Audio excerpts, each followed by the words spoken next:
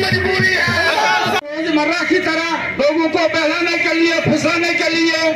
तो लास्ट में आज अगर वो रोते हैं तो किस बात का रोना है? उन्होंने तो खुद दिया है, उन्होंने खुद तो लिख के दिया है।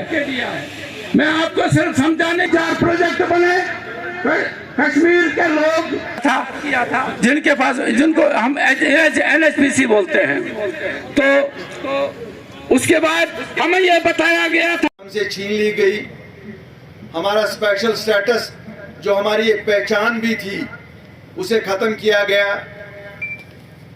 हमारे कुछ खास मराहत,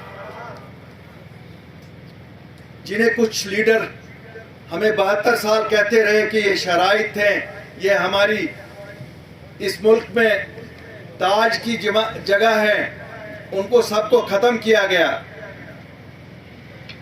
मायूसी का आलम था, दुकानें बंद थी, बुजुर्ग नौजवान जेलों में थे, जो लीडर थे या तो वो अपने घरों में बंद थे या वो गेस्ट हाउस या होटलों में बंद थे। फ्रूट का सीजन जोरों पे था, कारोबार मफलूज हो चुका था। जब 2 महीने ऐसी मायूसी सब तरफ थी, तो मुझे ये ख्याल आया कि ये वक्त है जब लोगों को जरूरत है कि कोई उनकी बात करे। लोगों में एक हिंदुस्तान के होम मिनिस्टर साहब से हमारे मौलाना दाऊदी साहब क्यों बंद है, पता नहीं क्या बात है। मुश्ताक वीरी साहब क्यों, जो मजहबी रहनुमा हमारे, इनको क्यों बंद रखा है? कम से कम इनको छोड़िए तो सही।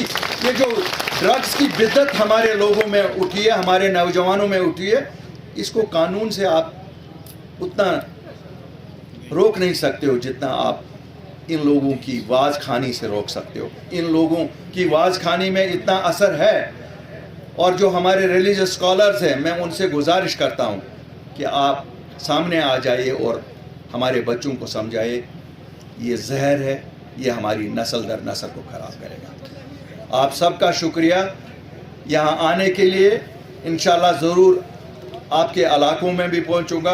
अल्लाह ताला आपको सलामत रखे। शुक्रिया, वस्सलाम।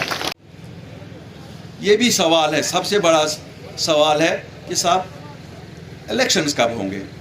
मुझे लगता है कि अल्लाह के फजल से जल्दी होंगे, और हम आज मुतालबा करते हैं भारत की सरकार से कि हम लोगों का जो जमहूरी हक है उसे बहाल किया जाए। आज 4 साल से हम लोगों